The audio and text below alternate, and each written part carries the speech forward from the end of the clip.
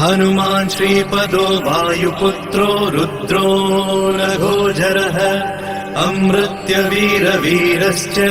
ग्रामवासो जनाश्रयः धनदो निर्गुणः शूरो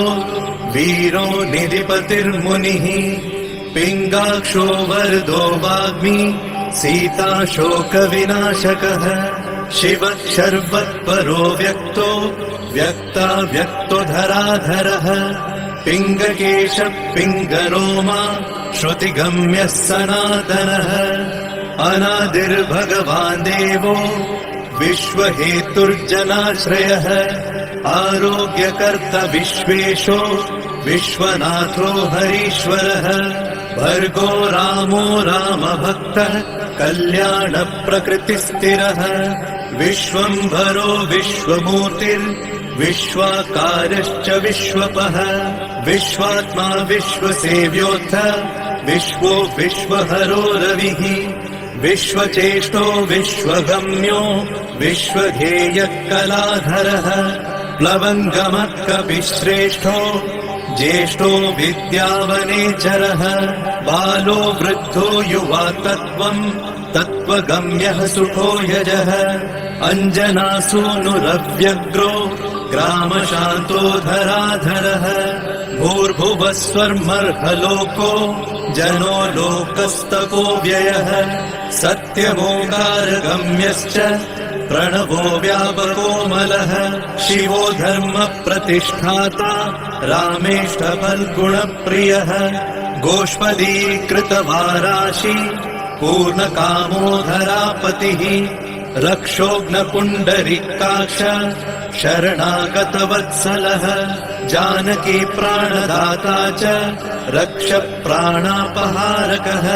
पूर्णसत्त्वपीतवासा दिवाकरसमप्रभः द्रोणहर्ता शक्तिनेता शक्तिराक्षसमारकः रक्षोघ्नुरामदूतश्च शाकिनी जीवहारकः बुभुक्कारः तारातिर्गर्भपर्वतवेदनः हेतुर्मान् प्रांशुबीजम् च विश्वभर्ता जगद्गुरुः जगत्त्राता जगन्नाथो जगदीशो जनेश्वरः जगत्पिता हरिश्रीशो गरुडस्मयभञ्जनः पार्थध्वजो वायुपुत्रो अमितपुच्छोऽमितप्रभः ब्रह्मपुच्छ परब्रह्म पुच्छो रामेष्ट एव च सुग्रीवादियुतो ज्ञानी वानरो वानरेश्वरः कल्पसायी चिरञ्जीवी प्रसन्नश्च सदाशिवः सन्मतिः सद्गतिर्भुक्ति मुक्तिदः कीर्तिदायकः कीर्तिः कीर्तिपदश्चैव समुद्रः श्रीपदः शिवः उदधिक्रमणो देवः संसारभयनाशनः वार्धिबन्धनकृद्विश्व जेता विश्वप्रतिष्ठितः लङ्कारिः कालपुरुषो लङ्केशगृहभञ्जनः भूतावासो वासुदेवो वसुस्त्रिभुवनेश्वरः श्रीरामदूतः कृष्णश्च लङ्काप्रासादभञ्जनः कृष्णः कृष्णस्तुतः शान्तः शान्तिदो विश्वपावनः विश्वभोक्ता च मूर्तिग्रह ब्रह्मचारी जितेन्द्रियः ऊर्ध्वगोलाङ्गुलीमाली लाङ्गूलहतराक्षसः समीरतनुजो वीरो वीरमारो जयप्रदः जगन्मङ्गलदः पुण्यः पुण्यश्रवणकीर्तनः पुण्यकीर्तिः पुण्यगतिः जगत्पावनपावनः देवेशोजितरोधश्च रामभक्तिविधायकः ध्याता ध्येयो नभः साक्षी चेतश्चैतन्यविग्रहः ज्ञानदः प्राणदः प्राणो जगत्प्राणः समीरणः विभीषणप्रियः शूरो पिप्पलाश्रयसिद्धिदः सुहृत्सिद्धाश्रयः कालः कालभक्षकभर्जितः लङ्केशनिधनस्थायी लङ्कादाहक ईश्वरः चन्द्रसूर्याग्निनेत्रश्च कालाग्निः प्रलयान्तकः कपिलः कपिशः पुण्य राशिर्द्वादश राशिगः सर्वाश्रयो प्रमेयात्मा रेवत्यादिनिवारकः लक्ष्मण प्राणदाता च सीता जीवन हेतुकः रामध्येयो ऋषिकेशो विष्णुभक्तो जटिबली देवारिदर्पहा होता कर्ता हर्ता जगत्प्रभुः नगरग्रामपालश्च शुद्धो बुद्धो निरन्तरः निरञ्जनो निर्विकल्पो गुणातीतो भयङ्करः हनुमान्शद्दुराराध्यः तपस्साध्यो मरेश्वरः जानकी घनशोकोत्थ तापहर्ता परात्परः वाङ्मयः सदसद्रुपः कारणं प्रकृतेः परः भाग्यदो निर्मलो नेता पुच्छलङ्का विदाहकः पुच्छबद्धो यातु दान रिपुप्रियः छायापहारि भूतेषु लोकेशः सद्गतिप्रदः प्लवङ्गमेश्वरः क्रोधसंरक्तलोचनः क्रोधहर्ता तापहर्ता भक्ताभयवरप्रदः भक्तानुकम्पि विश्वेश पुरुहूतः पुरन्दरः अग्निर्विभावसुर्भास्वान् यमो निरृतिरेव च वरुणो वायुगतिमान् वायुः कौबिर्ईश्वरः रविश्चन्द्रः कुजः सौम्यो गुरुः काव्यो शनैश्चरः राहुकेतुर्मरुद्धोता धाता हर्ता समीरजः मशकीकृतदेवारिः दैत्यारिर्मधुसूदनः कामः कपिः कामपालः कपिलो विश्वजीवनः भागीरथीपदाम्भोजः सेतुबन्धविशारदः स्वाहा स्वधा हविः हव्यकव्यप्रकाशकः स्वप्रकाशो महावीरो लघुश्चामितविक्रमः प्रडिनोडीन गतिमान् सद्गतिस्पुरुषोत्तमः जगदात्मा जगद्योनिर्जगदन्तो ह्यनन्तकः विपाप्मा निष्कलङ्कश्च महान् महदहङ्कृतिः खं वायुः पृथिवीयप वह्निर्दिक्काल एव च क्षेत्रज्ञः क्षेत्रपालश्च पल्वलीकृतसागरः हिरण्मयः पुराणश्च खेचरो भूचरो मनुः हिरण्यगर्भः सूत्रात्मा राजराजो विशाम्पतिः वेदान्तवेद्यो गीतश्च वेदाङ्गपारगः प्रतिग्रामस्थितः साध्य स्फूर्तिदाता गुणाकरः नक्षत्रमालिभूतात्मा सुरभिः कल्पपादपः चिन्तामणिर्गुणनिधिः प्रजापतिर्नुत्तमः पुण्यश्लोकः पुरारातिर्ज्योतिष्मान् शार्वरीपतिः किलिकिल्यारवत्रस्त भूतप्रेतपिशाचकः ऋणत्रयहरः सूक्ष्मः स्थूलः सर्वगतः पुमान् अपस्मारहरः स्मर्ते श्रुतिर्गाथा स्मृतिर्मनुः स्वर्गद्वारः प्रजाद्वारो मोक्षद्वारं कपीश्वरः नादरूपः परब्रह्म ब्रह्मा पुरातनः एको नैको जनः शुक्ल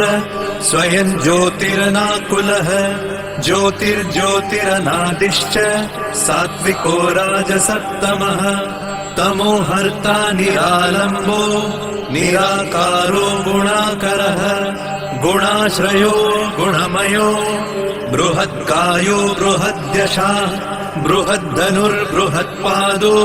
बृहन्मूर्धा बृहत्स्वनः बृहत्कर्णो बृहन्न्यासो बृहन्नेत्रो बृहद्गलः बृहद्यत्नो बृहच्चेष्टो बृहत्पुच्छो बृहत्करः बृहद्गतिर्बृहत्सेव्यो बृहल्लोकफलप्रदः बृहच्छक्तिर्बृहद्वाञ्छा फलदो बृहदीश्वरः बृहल्लोकनुतो द्रष्टा विद्यादाता जगद्गुरुः देवाचार्यः सत्यवादी ब्रह्मवादी कलाधरः सप्तपातालगामी च मलयाचल संश्रयः उत्तराशास्थितः श्रीदो दिव्यौषधवशः खगः शाखामृगः कपीन्द्रश्च पुराणः श्रुतिसञ्चरः चतुरो ब्राह्मणो योगी योगगम्यः परात्परः अनादिनिधनो व्यासो वैकुण्ठः पृथिवीपतिः पराजितो जिताराशिः सदानन्दश्च ईशिता गोपालो गोपतिर्गोप्ता कलिः कालः परात्परः मनोवेगी सदा योगी संसार भयनाशनः तत्त्वदाता च तत्त्वज्ञः तत्त्वं तत्त्वप्रकाशकः शुद्धो बुद्धो नित्ययुक्तो युक्ताकारो जयप्रदः प्रलयोमितमायश्च मायातीतो विमत्सरः माया निर्जितरक्षश्च माया निर्मितविश्वपः मायाश्रयश्च निर्लेपो माया निर्वञ्चकसुखः सुखी सुखप्रदो नागो महेश कृतसंस्तवः महेश्वरः सत्यसन्धः शरभः करिपावनः रसो रसज्ञसम्मानः तपश्चक्षुश्च भैरवः घ्राणो गन्धस्पर्शनं च स्पर्शोऽहङ्कारमानदः नेति नेतिति गम्यश्च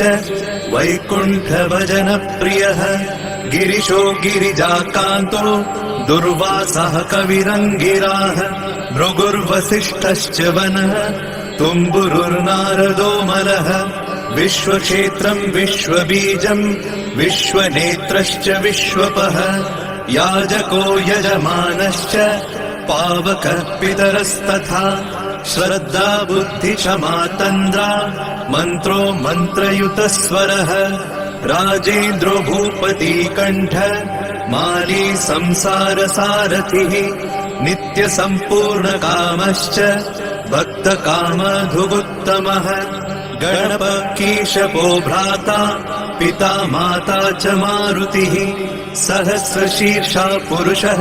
सहस्राक्ष सहस्रपात् कामजित् कामदहन कामकाम्यः फलप्रदः मुद्रहारी रक्षोघ्नः क्षितिभारहरो बलः नखदंष्ट्रायुधो विष्णु भक्तो भयवरप्रदः दर्पः दर्पदो दृप्तः शतमूर्ति अमूर्तिमान् महानिधिर्महाभोगो महाभोगो महार्थदः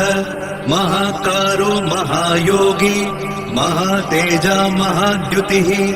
महाकर्मा महानादो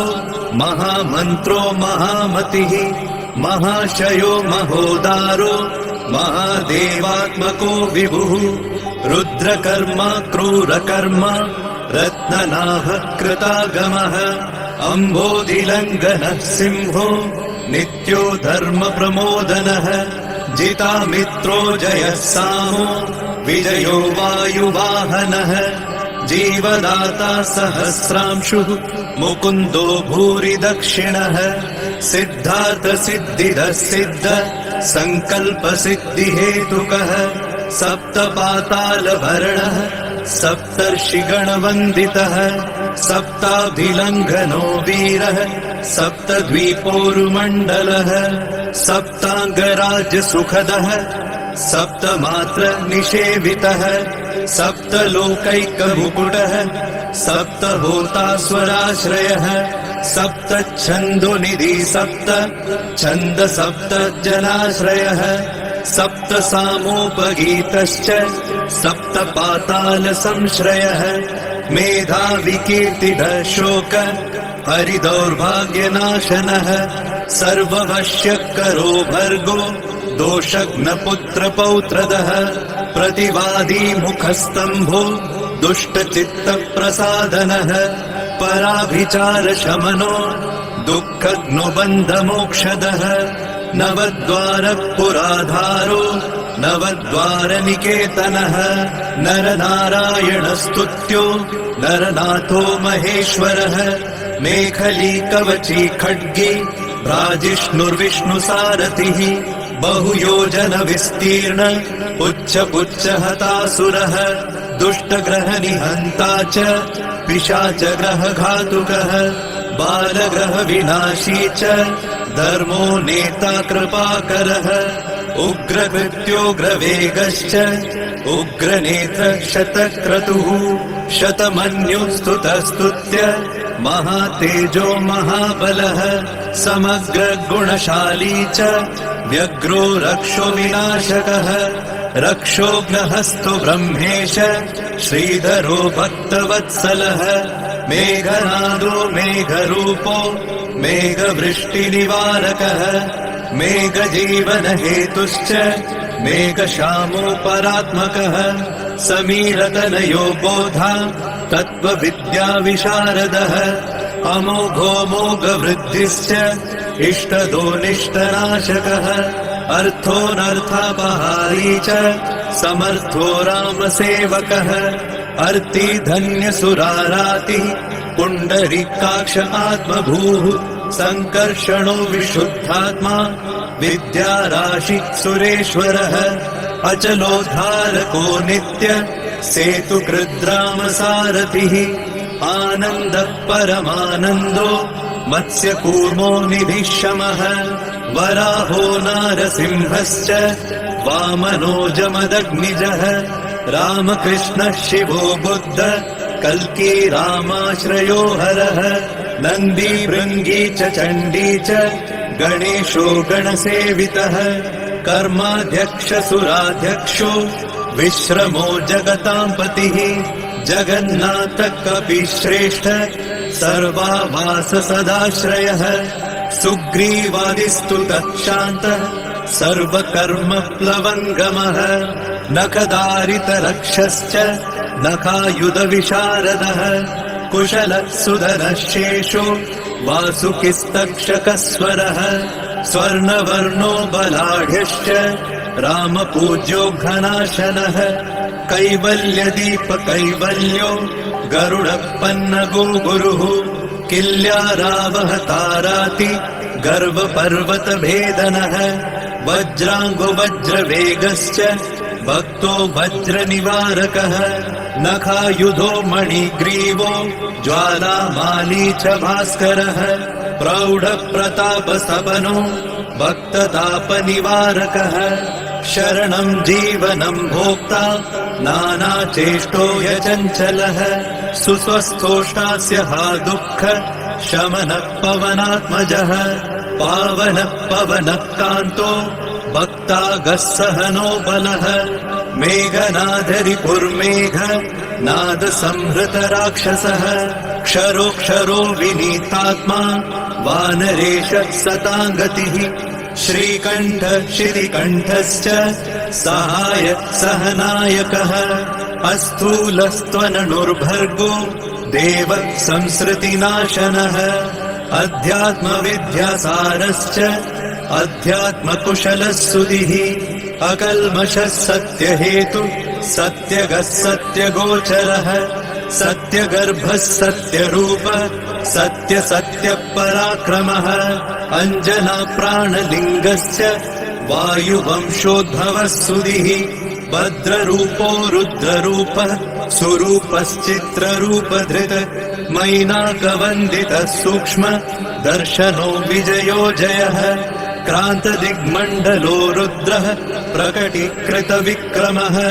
कम्बुकण्ठप्रसन्नात्मा हृस्वनासो मृकोदरः लम्बोष्ठकुण्डलिचित्र मालियोगविदाम्बरः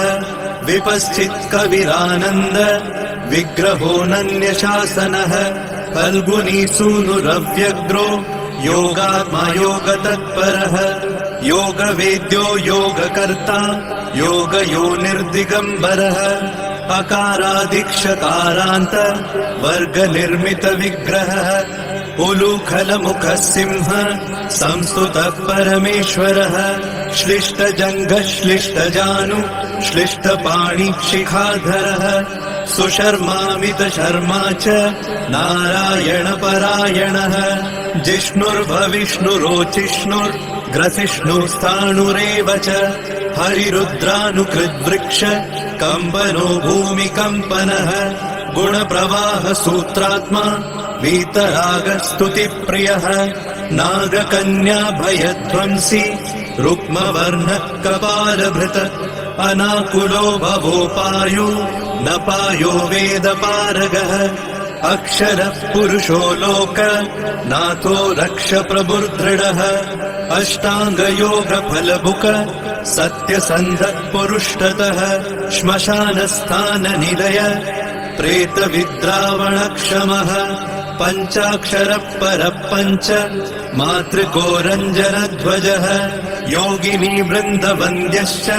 शत्रुघ्नोऽनन्तविक्रमः ब्रह्मचारीन्द्रियरिपुर्धृतदण्डो दशात्मकः अप्रपञ्चः सदाचार शूरसेन विदारकः वृद्धप्रमोदश्चानन्द सप्तजिह्वापतिर्धरः नवद्वारपुराधार प्रत्यग्रसामगायकः षट्चक्रधाम स्वर्लोको भयहृन्मानदो मदः सर्ववश्यकरः शक्तिर्नेता चानन्तमङ्गलः अष्टमूर्तिर्धरो नेता विरूपस्वरसुन्दरः धूमकेतुर्महाकेतु सत्यकेतुर्महारथः नन्दिप्रियः स्वतन्त्रश्च मेखली समरप्रियः लोहाङ्ग सर्वविद्धन्वि षट्कलः शर्व ईश्वरः फलभुक्फलहस्तश्च सर्वकर्मफलप्रदः धर्माध्यक्षो धर्मफलो धर्मो धर्मप्रदोऽर्थदः पञ्चविंशति तत्त्वज्ञ स्तारक ब्रह्म तत्परः त्रिमार्गवसतिर्भीमः सर्वदुःखनिबर्हणः ऊर्जस्वान्निर्गलः शूली मालिगर्भो निशाचरः रक्ताम्बरधरो रक्तो रक्तमाला विभूषणः वरमाली शुभाङ्गश्च श्वेतश्वेताम्बरो युवा जयो जय परिवारः सहस्रवदनः कविः शाकिनी डाकिनी यक्ष रक्षो भूतौघभञ्जनः सद्यो जातः कामगतिर्ज्ञानमूर्तिर्यशस्करः शम्भुतेजा सार्वभौमो विष्णुभक्तप्लवङ्गमः चतुर्नवति मन्त्रज्ञ पौलस्त्यबलदर्पः सर्वलक्ष्मीप्रदः श्रीमान् अङ्गदप्रिय ईडितः स्मृतिर्बीजम् सुरेशानः संसारभयनाशनः उत्तम श्रीपरिवार श्रीभूदुर्गा च कामदृक् सदा गतिर्मातरिष्वा रामपादाब्ज षट्पदः नीलप्रियो नीलवर्णो नीलवर्णप्रियः सुहृत् रामदूतो लोकबन्धु रन्तरात्मा मनोरमः श्रीराम ध्यानकृद्वीरः सदा किं पुरुषस्तुतः रामकार्यान्तरङ्गश्च शुद्धिर्गतिर्नामयः पुण्यश्लोकः परानन्द परेश प्रियसारथिः लोकस्वामी मुक्तिदाता सर्वकारणकारणः महाबलो महावीरः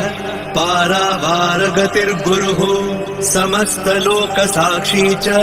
समस्तसुरवन्दितः सीता समेत श्रीराम पादसेवाधुरन्धरः इति श्री आञ्जनेय सहस्रनाम स्तोत्रम् सम्पूर्णम्।